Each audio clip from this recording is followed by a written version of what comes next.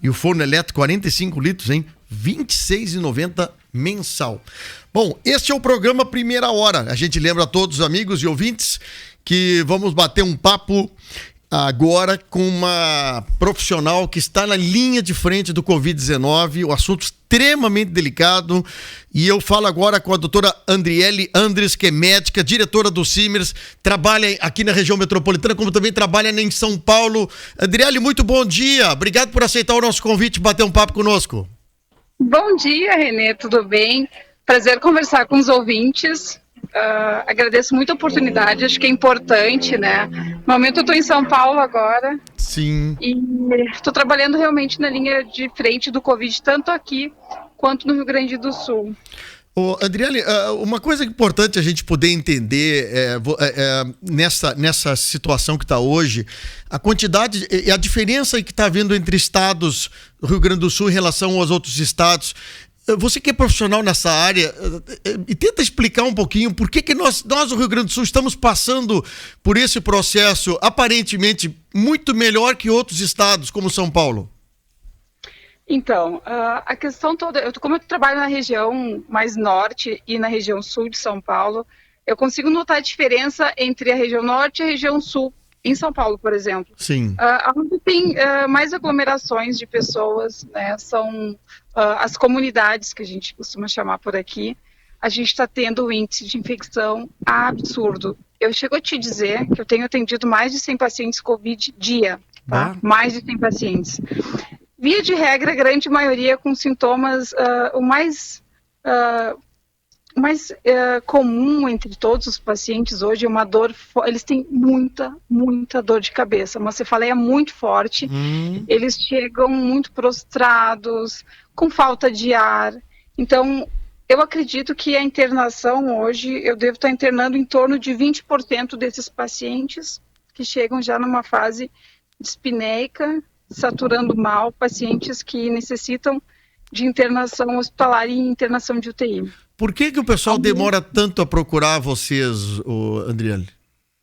Não é que o pessoal demore, é que os sintomas, assim, a pessoa está estável e ela começa, de repente, a ter falta de ar. Sim. Ela tem dor de cabeça, um pouco de coriza, muita dor no corpo e, em algum momento, elas começam a ter falta de ar. Sim. Quando começa com falta de ar, a gente já precisa, via de regra, internar esses pacientes. A gente examina, pede os laboratórios, aguarda o resultado positivo do Covid, mas como está levando em torno de uma semana esses resultados, a gente já interna os pacientes, já interna na ala Covid.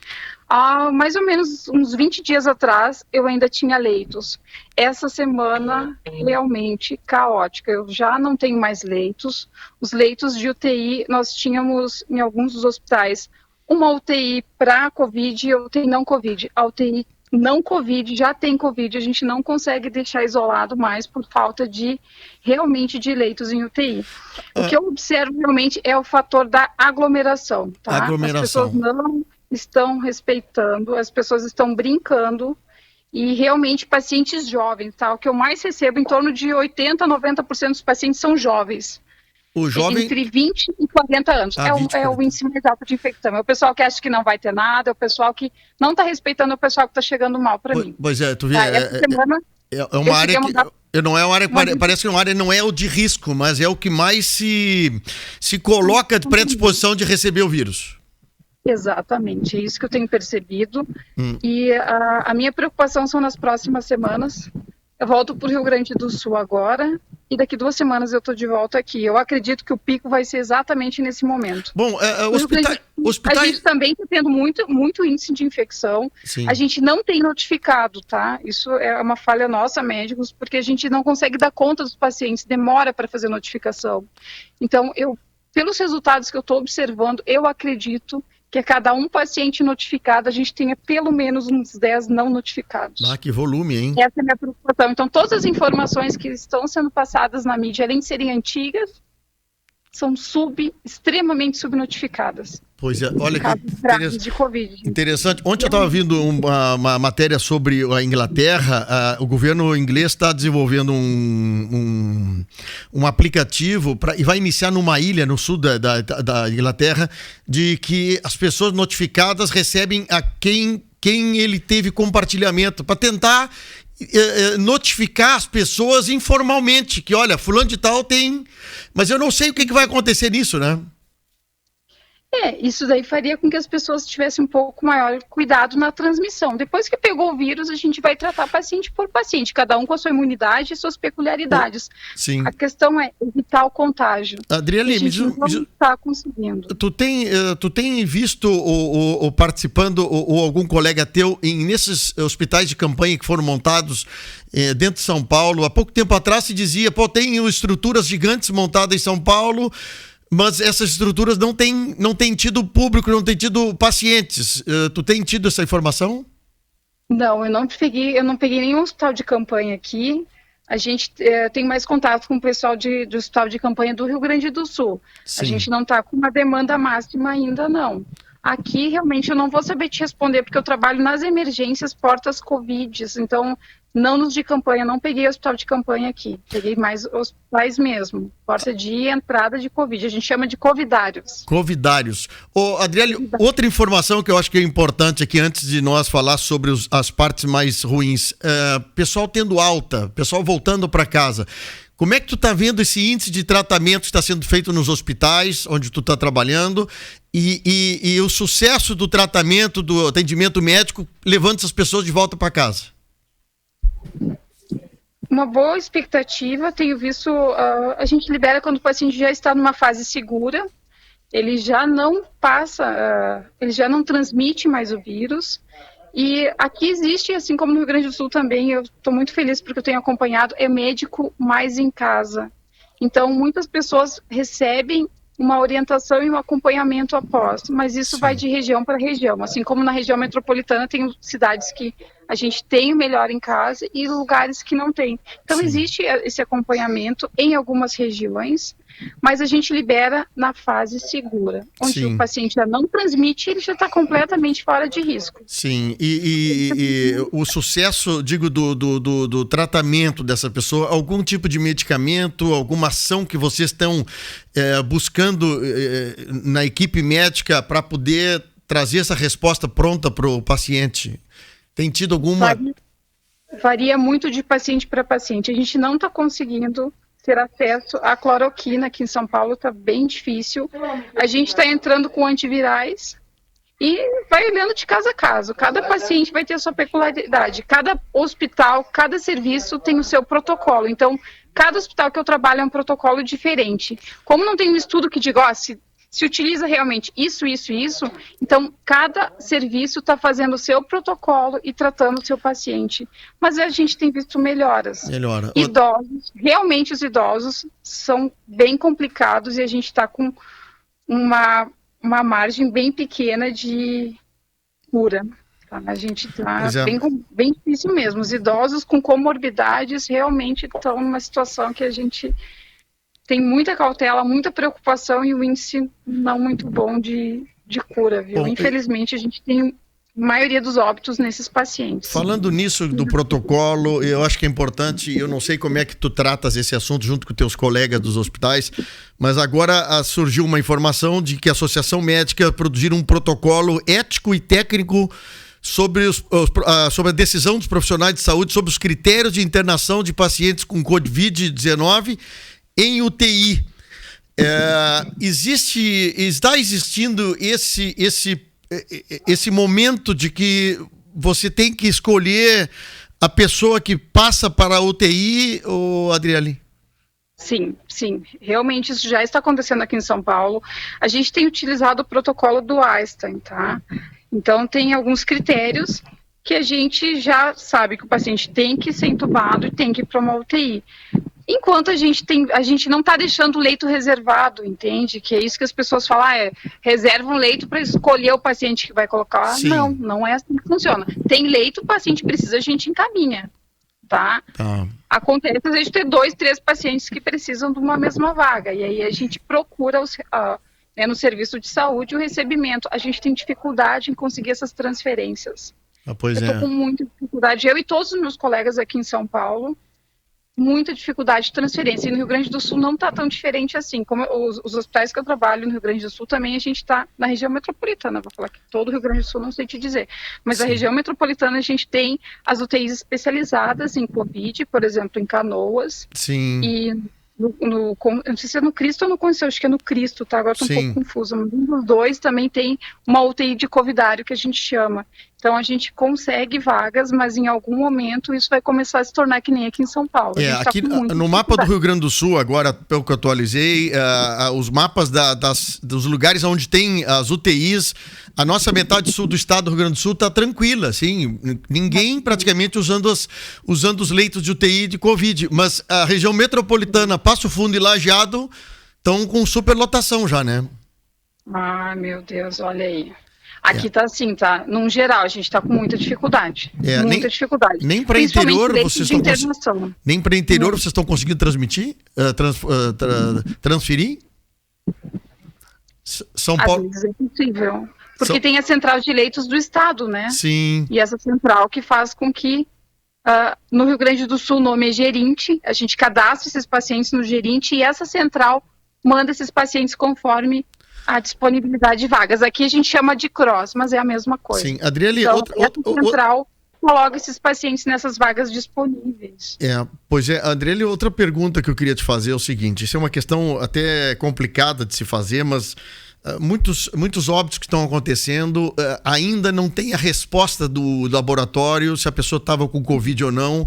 E a gente sabe Sim. que procedimento médico é uma determinação quando não há essa informação no testado de óbito é colocado que a pessoa tem suspeita de Covid. Eu sei que é uma coisa bastante chata de falar isso, mas...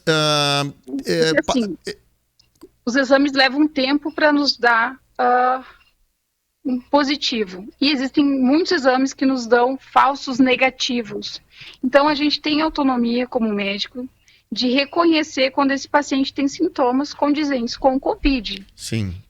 E a gente, com a experiência, eu acredito que tanto eu quanto meus colegas, eu até brinco, a gente olha e já vê na cara quem tem, a gente já conhece. Já conhece. Tá? A gente já conhece, eu atendo em torno de 100 pacientes dia, 100 pacientes Covid, tá? Dia. Tem dias, ontem, por exemplo, eu estava sozinha no hospital, eu não tenho noção de quantos pacientes eu atendi nas minhas 24 horas, com certeza muito mais de 100. Sem dúvida alguma, mais de 100 pacientes. Covid, tu atende 1, 2, 3, no quinto tu já conhece. São Sim. todos iguais, os sintomas são sempre os mesmos. Sim. Via de regra, né? Os clássicos.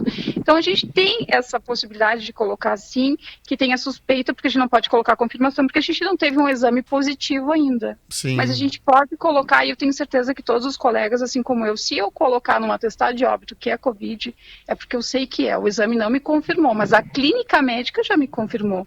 Né? A medicina não é feita só através de exames. A gente tem o lado clínico, que são os sintomas e todas as características que levam aquele paciente a perceber que ele tem esse diagnóstico. Então, acredito que eu e todos os demais, quando a gente coloca, é porque a gente tem certeza já na parte clínica que esse paciente tem o Covid. E como eu falei, alguns exames dão falsos negativos. Isso depende da época em que se coleta. A gente às vezes não sabe em que momento esse paciente coletou. Então, tem exames que até o 7º dia eles dão positivos e realmente são positivos.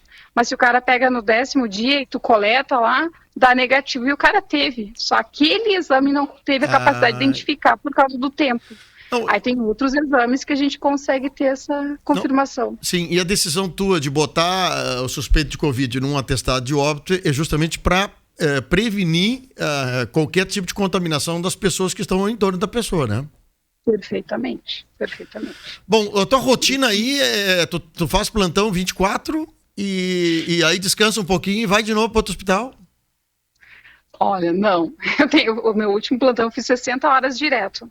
Então, eu passei 3 dias de um hospital para o outro. Mas e aí e a tua saúde nesse assunto? Fiz mais 24 horas e saí de manhã. Hoje, por exemplo, eu não tenho plantão, mas eu estou voltando para o sul e amanhã, quarta-feira, quinta-feira, já estou de 24 horas de novo na porta. A hora que dá muito médico. Aqui em São Paulo, a maioria dos médicos foram infectados, tá? Então tá faltando muito, muito médico. Ontem éramos para estarem 6 médicos no hospital. Eu estava sozinha. 6 médicos? Então, todos afastados por Covid. E o pessoal da enfermagem também, que é uma quantidade imensa de gente também que está com problema. Imensa. Eu posso te confirmar, em torno de 40% das equipes estão infectadas e afastadas. Eu sei porque eu atendo os próprios colegas o tempo todo. O tempo todo. Ontem eu fiz testagem, coletei tudo, porque eu estava saturando muito mal. Ontem eu saturei o dia todo 88, 89. Eu pensei, tá, vou ter que ir pro tubo, né? Mas existe uma margem aí na saturação, por exemplo. Sim. Quem fica com a máscara o dia inteiro satura pior. Como eu fiz 60 horas, eu dei a chance para ver como é que os exames vieram ok, e a saturação hoje está perfeita, já estou sem máscara hoje, está tudo ok. Mas ontem todo o hospital estava preocupada porque eu era a única médica do plantão e saturando muito mal e muita falta de ar. Mas acredito que tem sido mais pela máscara, que realmente a gente usa um equipamento que é extremamente desconfortável. A gente entende a sociedade que se nega a usar a máscara, mas é muito pior chegar no hospital e precisar de tubo, não ter, precisar de vaga, não ter, medicações que não existem, que a gente está testando. Muitos casos dão certo, né? Graças à medicina, às pesquisas aí. Sim. Mas, por favor, eu gostaria que o pessoal do Rio Grande do Sul atentassem para isso. Aqui em São Paulo, eu posso te falar, algumas regiões beira do caos, tá? Caos. Sem vaga, sem pacientes nos corredores, com Covid, a gente não tem como isolar. Então, realmente, eu não gostaria que isso... Não, esse drama que tu passa e conhecendo a realidade do Rio Grande do Sul e trabalhando em São Paulo é uma coisa interessante. A gente vê tu tá vendo duas realidades diferentes, né, Adriele? Então é importante que tu nos faça esse depoimento para que a gente entenda o quanto tá se passando de dificuldade aí em São Paulo com essa superação cada dia mais loucura, né? E o Rio Grande do Sul, pelo menos a nossa região aqui, está segurando um pouquinho, né? Pelo menos segurando um pouco mais isso, né? Ainda está. Eu espero que permaneça assim, que melhore. Mas o que eu tenho observado é que de dia para dia os índices de infecção estão muito, muito maiores, tá? Eu atendo cada dia mais. Não diminui, entende? Então, aqui, assim, no Rio Grande do Sul também. Mas ainda assim, eu posso fazer uma distinta diferença mesmo. Aqui está à beira do caos. O Rio Grande do Sul ainda está controlado e eu espero que permaneça assim. Eu acho que todas as medidas de isolamento social são a base disso. Por favor, esse momento é de muita cautela. A gente está entrando numa estação fria, a imunidade das pessoas começa a alterar e aí é um momento propício para que o vírus se instale e tenha todo o seu trajeto, seja ele, né, bom ou ruim. A gente prefere ter cautela e evitar esse contato nesse momento para a gente não passar o que eu estou passando aqui em São Paulo. Desesperador, a gente já não tem médicos, então não adianta a gente fazer só o isolamento social e sobrecarregar os serviços, e a gente trabalha no extremo, eu vou dizer que é mais do que o extremo limite, tá? Porque eu acho que trabalhar 24 horas sem dormir é complicado, a gente dá uma cochilada, mas é uma tensão constante, é um pavor constante, e realmente, tu imagina ontem o caos que foi de 6 médicos para dar conta de um serviço ruim, eu estava sozinha. Né, eu tive que ir lá fora várias vezes conversar com os pacientes, eles batiam na minha porta, entravam no consultório. Eu entendo o desespero das pessoas, mas as pessoas também têm que tentar entender o que a gente está passando aqui atrás. Porque a gente realmente se preocupa com o paciente, a gente também tem família, a gente também... Olha, 40% dos meus colegas infectados. Não, isso aí é um número absurdo, hein? Número absurdo. Isso usando quase todos com proteção, com todo equipamento de proteção, né, Adriele? Mas... infelizmente, em algum momento ele contamina, né? Nada é 100%. A gente tem que tirar a roupa, contamina. Tem pacientes que é incrível, isso é uma coisa que eu gostaria que as pessoas se dessem conta. As pessoas estão tão tensas, quando elas entram no consultório, a primeira coisa, eles nos olham, sentam e tiram a máscara e falam, ai, doutor, que bom que eu cheguei. Aí eu falo, coloca a máscara, fala comigo de máscara, porque a pessoa tem uma segurança, ele tira a máscara e aí ele nos infecta. Quase todos os pacientes têm feito isso. Parece que eu entendo a segurança e a tranquilidade que a pessoa tem no momento que ela se sente atendida e protegida, mas a gente também é humano, a gente pega. Então a gente tem que examinar o pulmão de todo mundo. Eu toco nos pacientes Covid 200 vezes por dia, 100 vezes por dia. Então em algum momento as pessoas têm que tossir para eu escutar o pulmão, mesmo com a máscara. Eu fico imaginando a atenção de vocês no dia a dia, e não é com um caso, é com vários casos ao mesmo tempo, né? As pessoas têm medo de falar com o vizinho, com um amigo, isso é muito bom, mas imagina, eu sou obrigada a tocar, eu tenho que tocar, eu tenho que ver como é que tá o pulmão do meu paciente para avaliar. Então, realmente não tem como em algum momento a gente não pegar. Eu tô aguardando os exames, eu acredito que vai dar tudo negativo, mas eu fiquei muito preocupada ontem, porque a minha saturação era péssima mesmo. E eu era a única e de noite ficou só hoje de manhã ficou só um colega de novo. Eu não sei em que momento isso realmente não vai virar um caos pior, principalmente pela falta de médicos, tá? Falta de médicos mesmo. Adriele, eu tô relatando aqui também, o pessoal aqui, o Cláudio também falando sobre a tua entrevista, viu? Ela achou, o pessoal tá achando muito legal, a Lesi também tá falando aqui, porque esse depoimento teu de que gente que tá dentro de uma CTI, de uma UTI, de um hospital, com essa demanda de serviço, com poucos colegas em função de que eles estão, obviamente, retirados da turma porque estão contaminados, é um depoimento bastante importante, sensível, para alertar as pessoas de que o assunto aqui no Rio Grande do Sul um pouco melhor do que São Paulo, mas aonde tu está vivendo essa experiência em São Paulo demonstra uma atenção bastante grande. Muito obrigado, viu, Adriele? Eu agradeço muito, eu gostaria que as pessoas levassem realmente a sério, isso não é brincadeira. Uma vida é muito importante, qualquer vida é importante, então, por favor, cuidem-se.